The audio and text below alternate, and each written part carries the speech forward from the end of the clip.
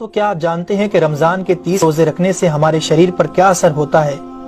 اس پر جاپانی سائنسدان نے ایک بڑی کھوج کی ہے جس کا جاننا ہر مسلمان کے لیے بے حد ضروری ہے۔ جاپانی بایولوجسٹ یوشونوری اشومی ایک سائنسدان ہے جن کو 2016 میں میڈیسن پر نوبل پرائز دیا گیا۔ ان سے جب پوچھا گیا کہ آپ نے کون سی ایسی چیز بنائی ہے جس کی بنا پر آپ کو دنیا کا سب سے بڑا انعام نوبل پرائز دیا جا رہا ہے، تو انہوں نے کہا تھا کہ میں نے کینسر کی ممکنہ دوا کھوج لی ہے، اور اس بات پر دنیا نے بڑے پر انداز میں ان کی کاوش کو سراہا اور مبارکباد دی گئی۔ اس کے بعد ڈاکٹر یوشینوری اشومی نے کہا کہ میں نے کینسر کی دوا نہیں بلکہ کینسر سے بچاؤ کا حل تلاش کر لیا ہے۔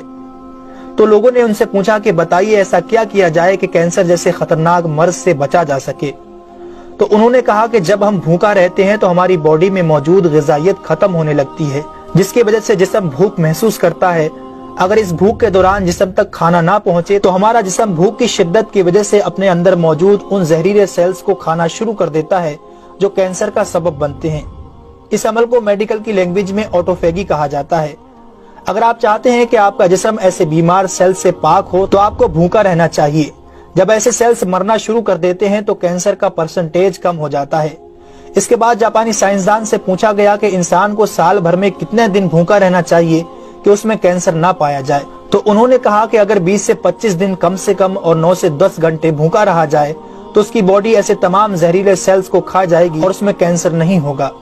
اے میرے پیارے رب کریم، آج ہمیں سمجھ آیا کہ مومن پر روزے کیوں فرض کیے گئے، اور آج مجھے اس احادیث پاک کی بھی سمجھ آ گئی جس میں آپ صلی اللہ علیہ وسلم نے فرمایا کہ ہر شے کی زکوٰۃ ہے اور جسم کی زکوٰۃ روزہ ہے۔ سبحان اللہ، میں قربان جاؤں ایسے سچے دین پر جس نے عبادت کے اندر بھی بیماریوں کا علاج رکھا ہے۔ دوستو، اسلام وہ دین فطرت ہے جو زندگی کے ہر شعبے میں راہ اعتدال کی تعلیم دیتا ہے۔ اس لیے آج نہ صرف مغرب میں زیادہ کھانے کو ناپسند کیا جاتا ہے بلکہ اسے انسانی صحت کے لیے بھی نقصان دہ سمجھا جاتا ہے۔ اللہ تعالیٰ نے اپنے پیارے محبوب حضرت محمد صلی اللہ علیہ وسلم پر وحی نازل فرمائی، کھاؤ پیو اور حد سے نہ بڑھو، بے شک وہ حد سے بڑھنے والوں کو پسند نہیں فرماتا۔ اس کے علاوہ حضرت ابو ہریرہ رضی اللہ تعالیٰ عنہ سے روایت ہے کہ رسول اکرم صلی اللہ علیہ وسلم نے ارشاد فرمایا، کھاؤ پیو اور پہنو اور خیرات کرو بغیر فضول خرچی اور تکبر کیے۔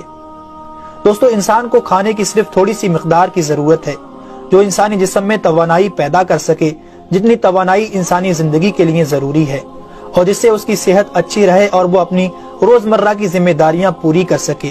انسانی جسم کو جتنا کھانے کی ضرورت ہے اس سے زیادہ جسم میں داخل ہونے والا کھانا چربی بن جاتا ہے، جس کی وجہ سے انسان کا جسم بڑھ جاتا ہے، اس کی رفتار سست ہو جاتی ہے اور وہ بہت زیادہ تھکن محسوس کرنے لگتا ہے۔ اس کے علاوہ انسانی جسم بہت سے امراض کا شکار بھی ہو جاتا ہے۔ اسی لیے اللہ تعالیٰ نے روزے فرض کیے تاکہ 11 مہینوں کے دوران کھانے پینے کی بے احتیاطی کا ازالہ ہو سکے۔ قرآن پاک میں اللہ تعالیٰ نے روزے رکھنے کا حکم ان الفاظ میں بیان فرمایا ہے، اے ایمان والو، تم پر روزے فرض کیے گئے جیسے کہ تم سے پہلوں پر روزے فرض کیے گئے تھے تاکہ تم پرہیزگار بن جاؤ۔